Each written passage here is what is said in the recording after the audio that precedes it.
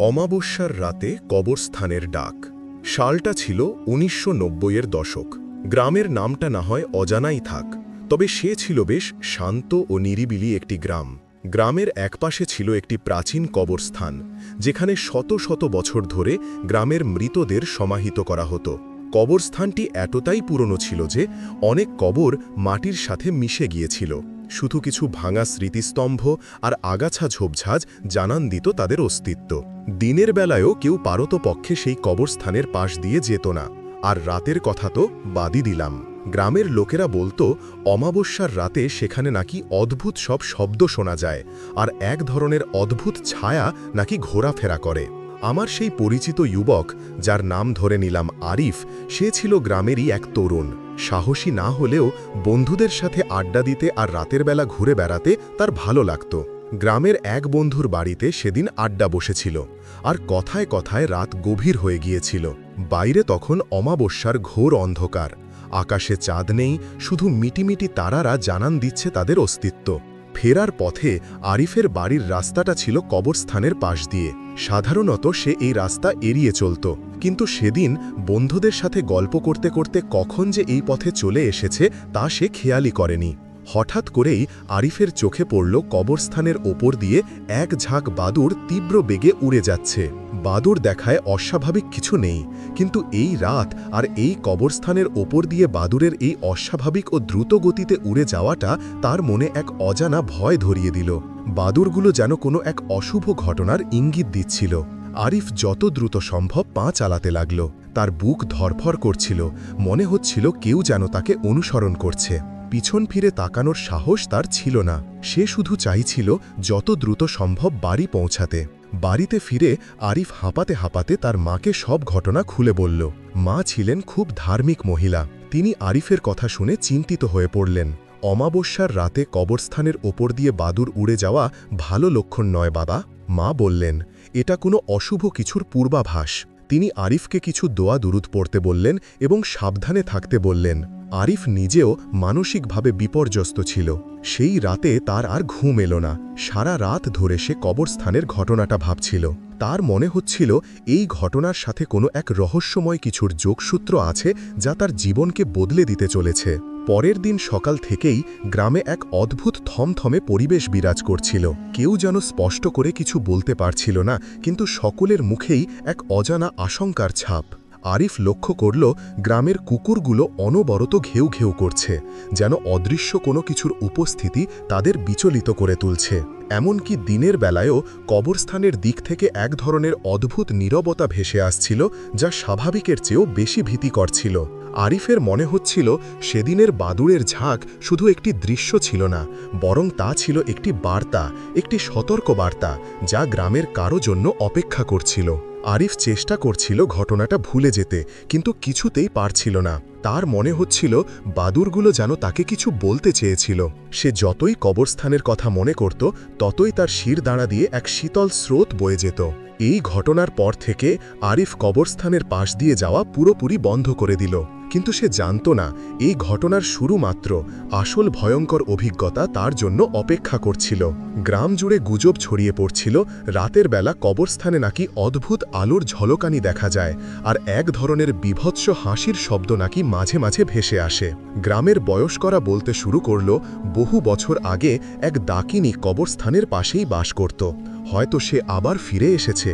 এই সব কথা আরিফের মনের ভয়কে আরও বাড়িয়ে তুলল।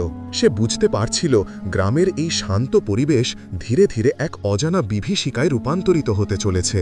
আরিফ তার বন্ধুদের সাথেও এই বিষয়ে কথা বলতে চাইল, কিন্তু কেউই তাকে সেভাবে গুরুত্ব দিল না। সবাই বলল, তোর মনের ভুল, বাদুড় তো উড়বেই, তাতে ভয়ের কি আছে। কিন্তু আরিফ জানত এটা তার মনের ভুল নয়। সেদিনের দৃশ্যটা এতটাই স্পষ্ট ছিল যে তা কোনোভাবেই অস্বীকার করা যায় না। বাদুড়গুলোর উড়ার ধরন, তাদের সংখ্যা আর অমাবস্যার সেই রাত সব কিছু মিলিয়ে এক অশুভ ইঙ্গিত দিচ্ছিল। আরিফ এরপর থেকে রাতের বেলা একা চলাফেরা কমিয়ে দিল। এমনকি দিনেও সে কবরস্থানের পাশ দিয়ে যেতে ভয় পেত। তার মনে হয়েছিল বাদুরগুলো শুধু একটি সতর্ক বার্তা নয়, বরং তা ছিল একটি অশুভ শক্তির আগমনী বার্তা, যা গ্রামের সাধারণ জীবনকে গ্রাস করতে আসছিল। আরিফ জানত না এই গল্পের আরও অনেক গভীরে প্রবেশ করতে হবে তাকে। রাতের নিস্তব্ধতা ভঙ্গকারী এক অদৃশ্য উপস্থিতি। প্রথম ঘটনার কয়েকদিন পর গ্রামের পরিবেশ আরও অস্বাভাবিক হয়ে উঠল। রাতের বেলা গ্রামের রাস্তাঘাট শুনশান হয়ে যেত, এমনকি দিনের বেলায়ও এক ধরনের চাপা ভয় আর উদ্বেগ সকলের মধ্যে কাজ করত। আরিফ লক্ষ্য করল তার বাড়িতেও কিছু অদ্ভুত ঘটনা ঘটতে শুরু করেছে। রাতের বেলা সে যখন ঘুমাতে যেত তখন প্রায়ই তার মনে হতো কেউ যেন তার ঘরের বাইরে দাঁড়িয়ে আছে। কখনো দরজায় হালকা টোকা দেওয়ার শব্দ শুনত, আবার কখনো জানালার পাশে পায়ের শব্দ। কিন্তু যখনই সে উঠে দেখতে যেত তখন কিছুই থাকত না। তার মা এসব শুনে তাকে আরও বেশি করে দোয়া দরুদ পড়তে বলতেন। একদিন রাতে আরিফ গভীর ঘুমে আচ্ছন্ন ছিল। হঠাৎ করেই তার ঘুম ভেঙে গেল এক অদ্ভুত আওয়াজে। আওয়াজটা অনেকটা কান্নার মতো, কিন্তু তার সাথে মিশে আছে এক বিকৃত হাসির শব্দ। শব্দটা আসছিল কবরস্থানের দিক থেকে। আরিফ জানালার কাছে গিয়ে উঁকি মারল। বাইরে ঘুটঘুটে অন্ধকার, আকাশে চাঁদ নেই, শুধু দূর থেকে কিছু তারার টিমটিম আলো। কিন্তু সে স্পষ্ট দেখতে পেল কবরস্থানের ওপর দিয়ে কিছু ছায়া দ্রুত গতিতে আসা যাওয়া করছে। সেগুলো মানুষের ছায়া নয়, বরং আরও কিছু অস্পষ্ট অবয়ব, যা দেখে তার শিরদাঁড়া দিয়ে এক হিমশীতল স্রোত বয়ে গেল। আরিফ ভয় পেয়ে গেল। সে সঙ্গে সঙ্গে তার মাকে ডাকল। মা এসে জানালা দিয়ে তাকিয়ে কিছু দেখতে পেলেন না। তিনি বললেন, তোর মনের ভুল বাবা, রাত জেগে জেগে ভয় পাচ্ছিস। কিন্তু আরিফ জানত এটা মনের ভুল নয়, সে স্পষ্ট দেখেছে এবং শুনেছে। সেই রাতে তারা দুজনেই আর ঘুমাতে পারল না। ফজরের আজান না হওয়া পর্যন্ত তারা ভয়ে কুঁকড়ে বসেছিল। পরের দিন সকালে আরিফ গ্রামের কিছু বয়স্ক ব্যক্তির সাথে কথা বলতে গেল। তারা অনেকেই এই ধরনের ঘটনা শুনেছিলেন, কিন্তু কেউ এর পেছনের কারণ বলতে পারছিলেন না। এক বয়স্ক লোক, যিনি গ্রামের সবচেয়ে প্রবীণ ব্যক্তি ছিলেন, তিনি আরিফকে বললেন, অনেক বছর আগে এই কবরস্থানের পাশেই একজন ডাকিনী বাস করত। সে রাতের বেলা এই কবরস্থানে এসে নানা ধরনের অশুভ কাজ করত। গ্রামের মানুষ তাকে ভয় পেত এবং তার ভয়ে কেউ এই পথে আসত না। কিন্তু একদিন সে হঠাৎ করেই উধাও হয়ে যায়।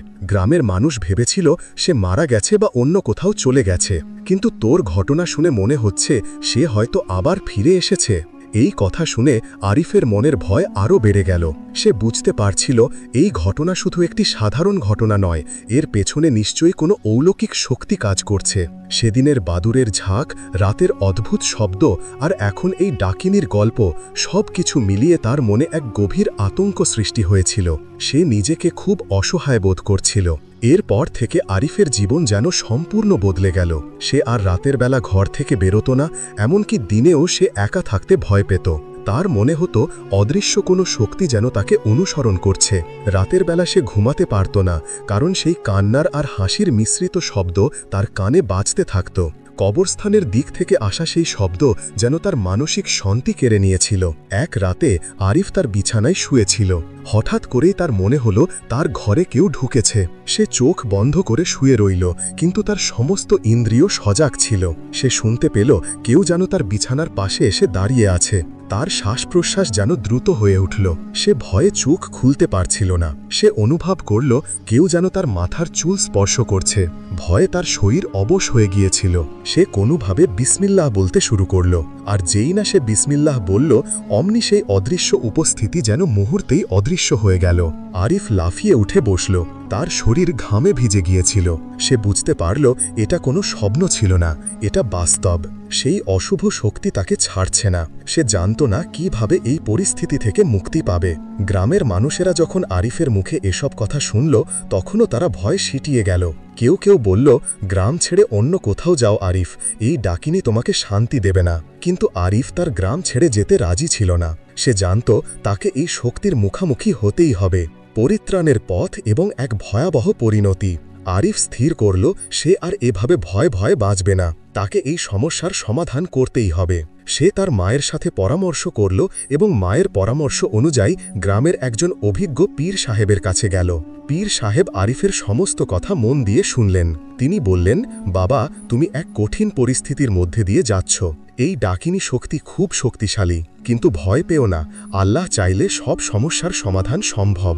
পীর সাহেব আরিফকে কিছু আমল এবং দোয়া দরুদ শিখিয়ে দিলেন।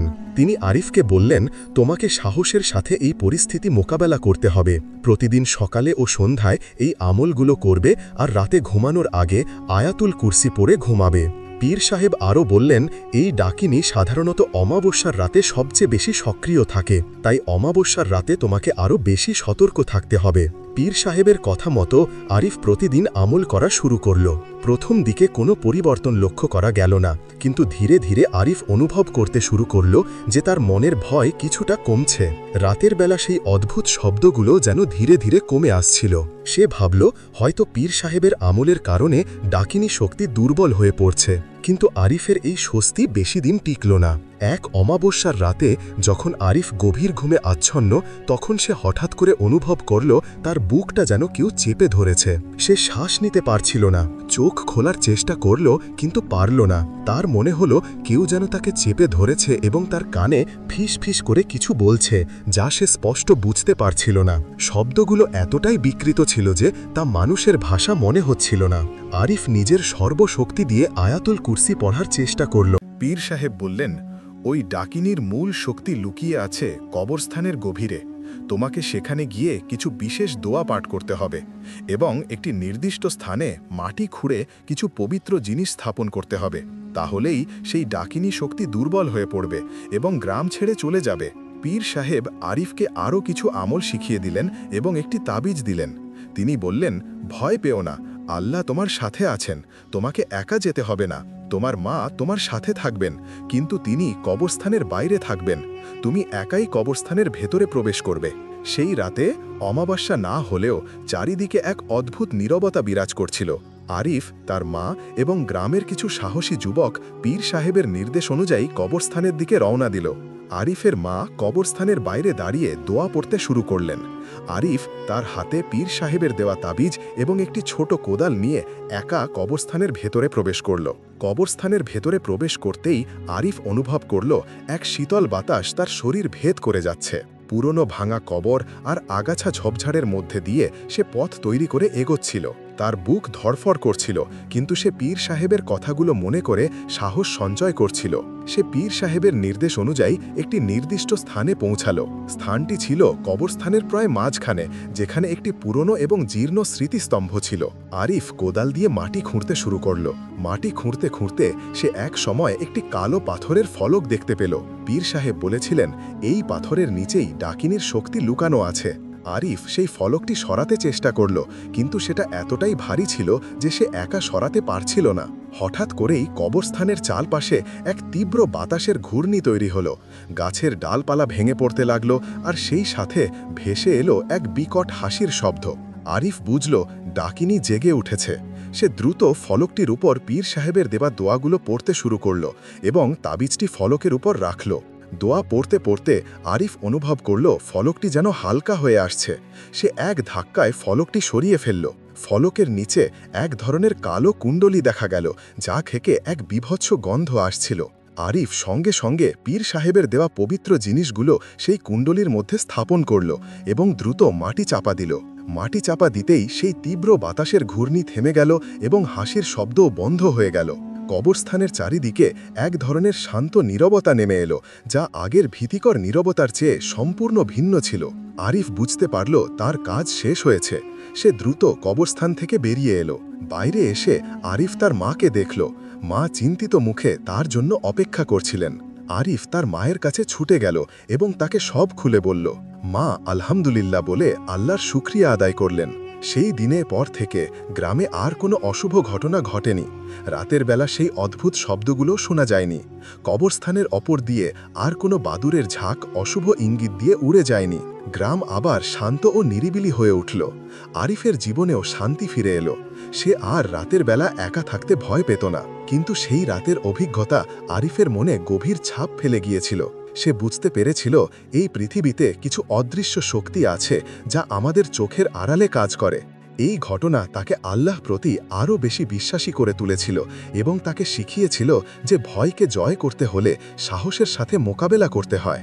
আরিফ তার জীবনের এই ভয়ঙ্কর অধ্যায়টি ভুলতে পারেনি, কারণ এটি তাকে জীবনের এক কঠিন বাস্তবতার মুখোমুখি করেছিল, যা তার জীবনকে চিরতরে বদলে দিয়েছিল।